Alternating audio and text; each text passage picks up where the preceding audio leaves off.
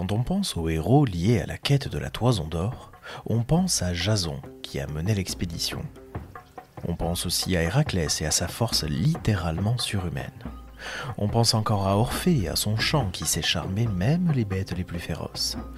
Pourtant, on oublie souvent qu'une femme a pris part à cette expédition et qu'elle est une héroïne à part entière dans la mythologie grecque, Atalante, la chasseresse qui préférait les jeux héroïques aux jeux amoureux.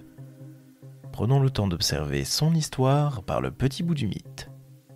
Aujourd'hui, Atalante ou l'héroïne chasseresse.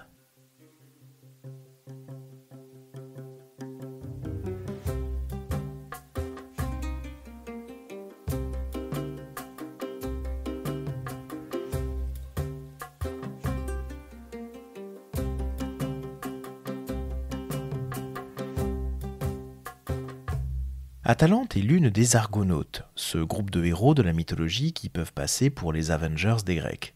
Et Atalante est la seule femme du groupe. Dotée d'un caractère très vif, elle se laisse rarement marcher sur les pieds. Mais remontons le temps pour comprendre d'où elle vient. Selon le mythographe Apollodore, Atalante est la fille d'un certain Iassos, un roi d'Arcadie, une région centrale du Péloponnèse, et de Clymène, la fille d'un roi local. Apollodore rapporte lui-même une seconde version dans laquelle le père d'Atalante est Scéné, un roi de Béotie, un royaume plus au nord sur le continent. Tout dépend donc si l'on suit la tradition béotienne ou la tradition arcadienne. Il n'est pas impossible d'ailleurs qu'il s'agisse de deux Atalantes différentes. Voici le premier récit sur Atalante. Son père, qui désirait des enfants mâles, l'exposa. Mais une ours vint régulièrement lui donner la mamelle, jusqu'au jour où des chasseurs la découvrirent et l'élevèrent parmi eux. Lorsqu'elle fut adulte, Atalante choisit de rester vierge. Elle passait son temps, toujours armée, à chasser dans les lieux sauvages. Les centaures Rhoikos et Ilaios, qui tentaient de la violer, périrent sous ses flèches. Apollodore nous rapporte ici les premiers traits de caractère d'Atalante. C'est une battante qui sait se défendre face à des monstres tout à fait atroces. Et l'auteur enchaîne immédiatement avec une mention de la chasse au sanglier de Calydon, avec, je cite, l'élite des héros. Cette chasse avait été demandée par le roi local Énée. Alors il s'agit d'Énée avec un E dans l'eau, pas Énée avec un E initial, qui est un prince troyen. Ce roi aurait oublié de rendre les honneurs à la déesse Artémis et aurait été puni en voyant ce sanglier détruire son royaume. D'ailleurs, les sangliers sont légion dans la mythologie. Dans cette même génération, on connaît la laie de Chromion, abattu par Thésée, et le sanglier d'Érimante, soumis par Héraclès lors d'un de ses travaux. Parmi les personnages les plus connus qui participent à cette chasse, on compte Admète, l'époux d'Alceste, Atalante bien sûr, Castor et Pollux, les jumeaux frères d'Hélène, Jason, qui conduit les Argonautes, Pélée, le père d'Achille, et même Thésée, le roi d'Athènes. C'est Ovide qui évoque le mieux l'histoire du sanglier de Calydon dans un développement autour de Méléagre. Laissons-le donc parler.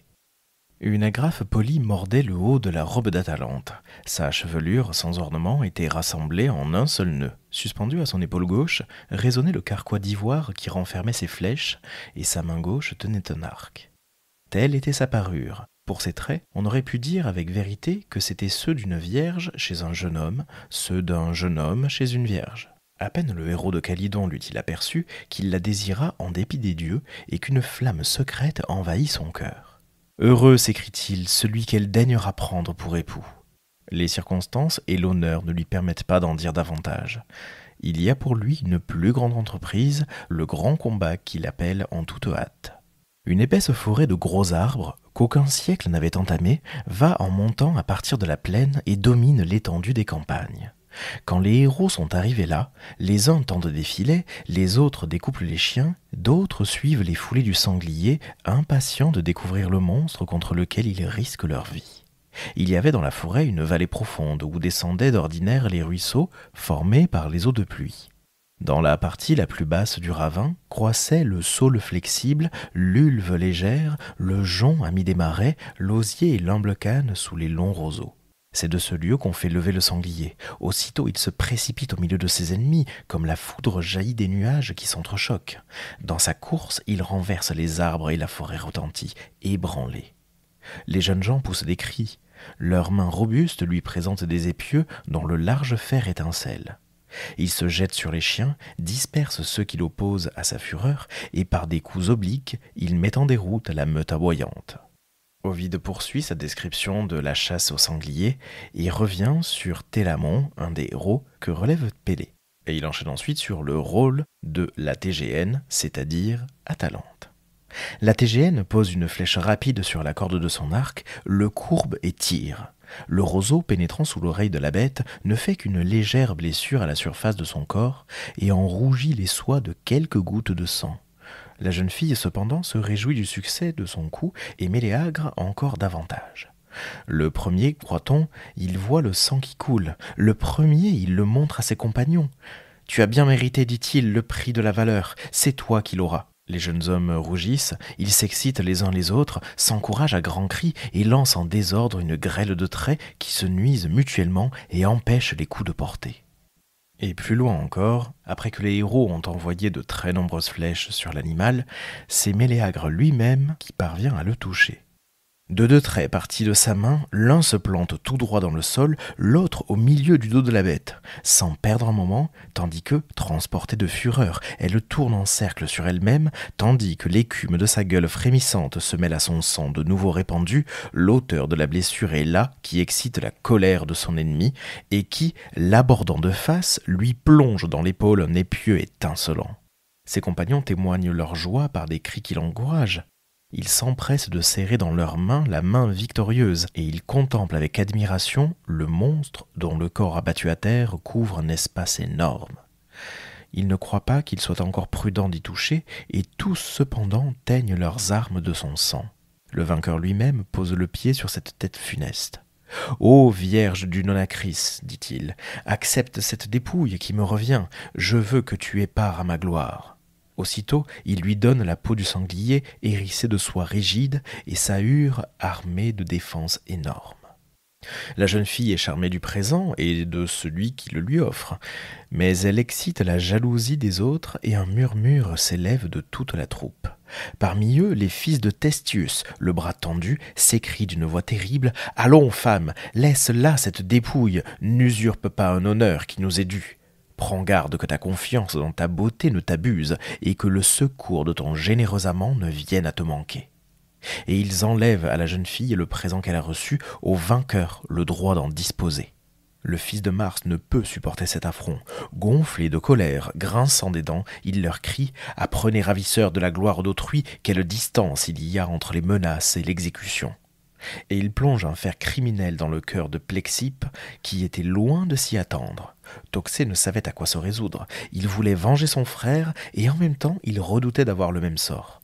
Méléagre ne le laisse pas hésiter longtemps. Il réchauffe son arme, déjà chaude du premier meurtre, dans le sang du second frère. Et il est dit, notamment chez Hygin, que Méléagre et Atalante avaient vu pour enfant Parthénopée, bien que Méléagre ait été marié auparavant. Quant à la quête de la toison d'or, Atalante fait partie des Argonautes selon certains auteurs, notamment les mythographes. Mais elle disparaît presque entièrement du récit d'Apollonios de Rhodes, l'auteur de l'épopée Les Argonautiques, tout comme dans les Argonautiques orphiques. Nous laissons donc cette histoire pour un tout autre personnage. Cela dit, Atalante est connue pour être aussi une coureuse redoutable, en plus d'être une chasseresse hors pair. Ovide, plus loin dans ses métamorphoses, raconte l'histoire d'Adonis, un jeune homme aimé à la fois d'Aphrodite et de Perséphone. Au milieu de paroles de la déesse Vénus, l'auteur insère l'histoire d'Atalante. Voici le récit. Il y avait une femme, peut-être en as-tu entendu parler, qui surpassait à la course même les hommes agiles. Ce qu'on en rapporte n'est pas une fable. Il est exact qu'elle les surpassait tous. On aurait pu dire ce qu'on admirait le plus en elle, la vitesse de ses pieds ou le prestige de sa beauté. Un jour, qu'elle demandait à un oracle si elle devait prendre un époux, lui répond le dieu, non, Atalante, il ne t'en faut point. Fuis le commerce d'un époux, et pourtant tu n'y échapperas pas, et sans cesser de vivre, tu cesseras d'être toi-même. Épouvantée par la réponse du dieu, la jeune fille s'en va vivre dans de sombres forêts. Aux instances des prétendants venus en foule, elle oppose farouchement une condition qui les met en fuite. « Pas un de vous, dit-elle, ne me possédera, à moins de m'avoir d'abord vaincu à la course. Luttez de vitesse avec moi. Le plus agile recevra pour prix de sa victoire ma main et mon lit. Ceux que j'aurai devancés paieront de la vie leur défaite. Telle sera la loi du concours.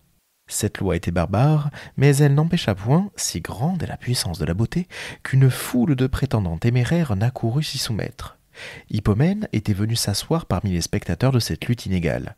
Est-il possible, disait-il, que l'on affronte un si grand péril pour conquérir une épouse ? Et il avait blâmé l'amour insensé de ces jeunes hommes.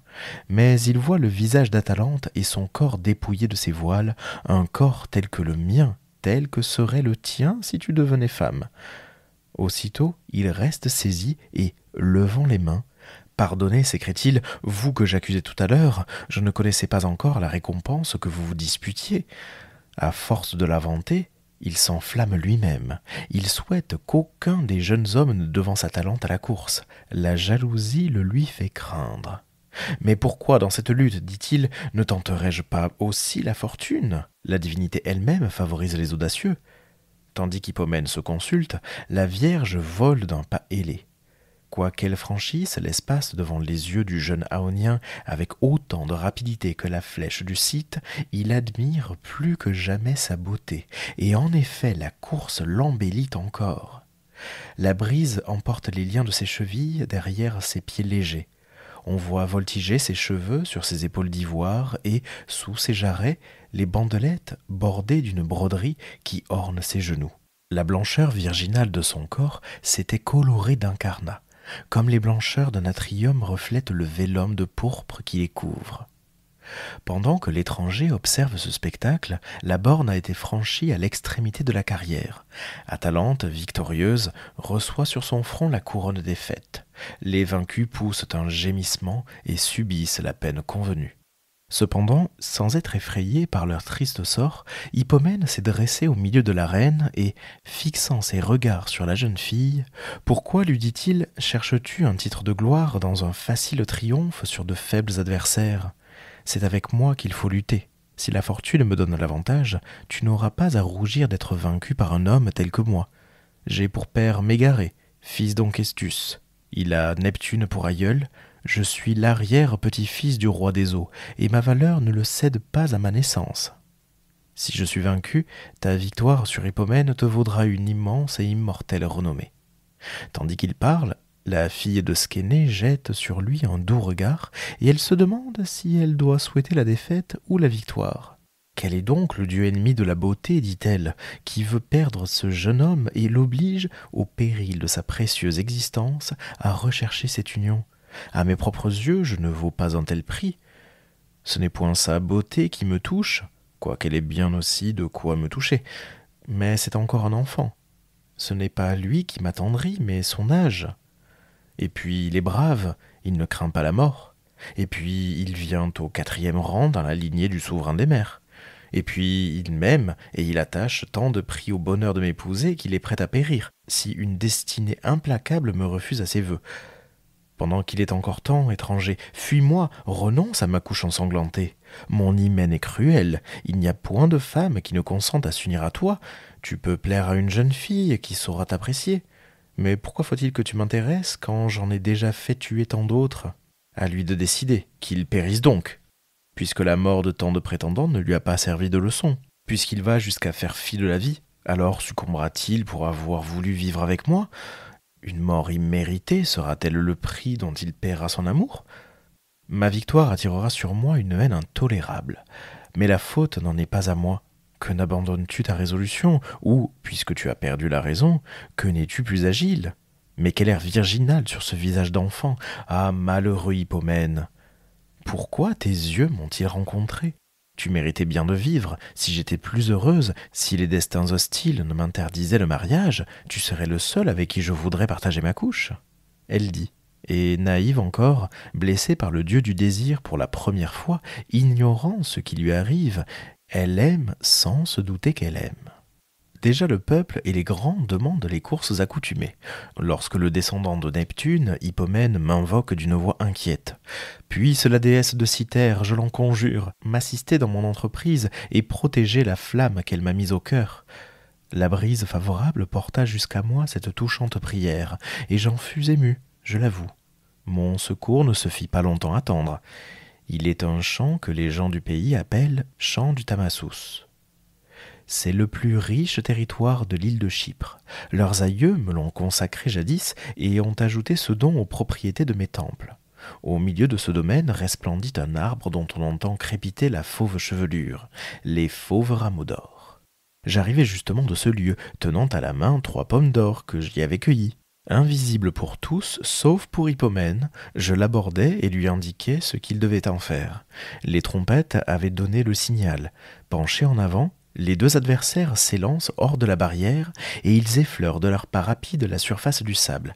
Il semble qu'ils pourraient raser à pied sec les flots de la mer et courir sans les courber sur les épis d'une blonde moisson. Le jeune homme est encouragé par des acclamations sympathiques. On lui crie « Voilà, voilà le moment de te presser. Vite, Hippomène, c'est le moment de donner tout ton effort. Ne perds pas un instant et tu seras vainqueur. » Peut-être n'est-ce pas le héros, fils de Mégarée, mais la fille de Scéné qui prend le plus plaisir à ses paroles. Oh, que de fois, pouvant passer la première, elle s'est attardée à regarder ce cher visage et ne l'a quitté des yeux qu'à regret. Mais la fatigue commence à dessécher la bouche d'Hippomène, haletant, et la borne est encore loin. Alors, enfin, le descendant de Neptune lance un des 3 fruits de mon arbre. La jeune fille, surprise, attirée par la pomme brillante, se détourne au milieu de sa course et ramasse l'or qui roulait à terre.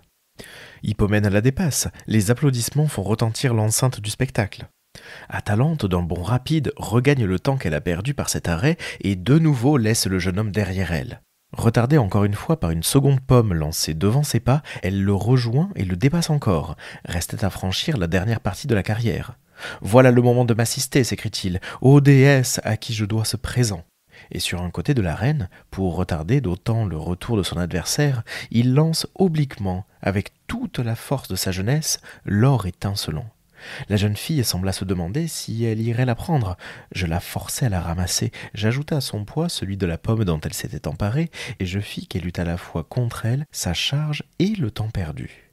Et enfin, pour que mon récit ne soit pas encore plus lent que sa course elle-même, la jeune fille fut distancée, le vainqueur épousa celle qui était le prix de la lutte. Selon les versions, c'est parfois le père d'Atalante lui-même qui réclame la course. Et quelques vers plus loin, Vénus reprend. Il est un temple que l'illustre Échion, pour acquitter un vœu, avait jadis élevé à la mer des dieux au fond d'une épaisse forêt. Un jour qu'ils passaient près de cet édifice, la fatigue d'une longue route les invita à se reposer. Là, Hippomène est pris d'un désir intempestif d'amoureux ébats que ma volonté avait allumé en lui. Près du temple, il y avait un réduit faiblement éclairé, semblable à une grotte et abrité sous une voûte naturelle de tuf. On le vénérait depuis des temps lointains comme un lieu sacré. Le prêtre y avait rassemblé de vieilles statues en bois représentant les dieux. Hippomène pénètre dans ce sanctuaire et le souille par une indigne profanation. Les saintes images détournèrent leurs regards. La mère des dieux, au front couronné de tours, se demanda si elle n'allait pas plonger les coupables dans l'eau du Styx. Il lui sembla que le châtiment serait encore trop léger. Alors leurs cous, si purs tout à l'heure, se couvrent d'une fauve crinière. Leurs doigts se courbent en forme de griffes, à leurs épaules naissent des pattes. Tout le poids de leur corps se porte sur leur poitrine. Il leur vient une queue qui balaie la surface du sable. Leur regard exprime la colère, au lieu de paroles, ils profèrent des rugissements. Au lieu des salles d'un palais, ils habitent les forêts. Ils sont devenus des lions qui, redoutables pour tous, sauf pour Cybèle, pressent son frein entre leurs dents soumises. Évite-les, mon bien-aimé, comme toutes les espèces de bêtes sauvages qui, au lieu de tourner le dos pour s'enfuir, présentent leur poitrine pour combattre, crains que ton courage ne nous soit fatal à tous deux. Et c'est ainsi surtout que l'on comprend comment Cybèle, ou Rhéa, ou Ops chez les Romains, appelée ici la mère des dieux, réussit à dompter les 2 lions qui tirent son propre char.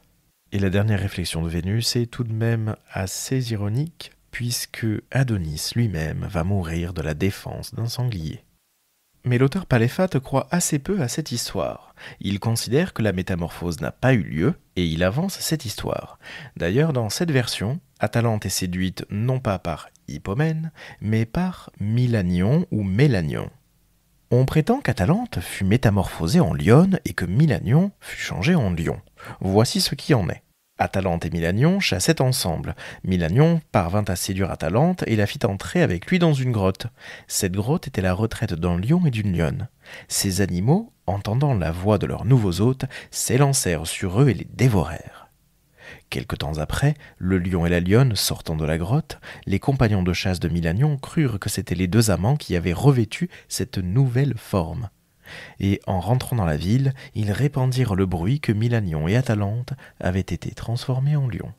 Et c'est ainsi que s'achève notre parcours dans l'histoire d'Atalante, et dont la réussite dépasse de loin celle de certains hommes. Merci d'avoir écouté cet épisode du podcast par le petit bout du mythe. N'hésitez pas à vous abonner à ce podcast sur votre plateforme de streaming préférée et à laisser 5 étoiles sur Apple Podcast et Spotify. Partagez cet épisode sur les réseaux sociaux pour que nous soyons toujours plus nombreux à faire vivre ces petites histoires de la mythologie.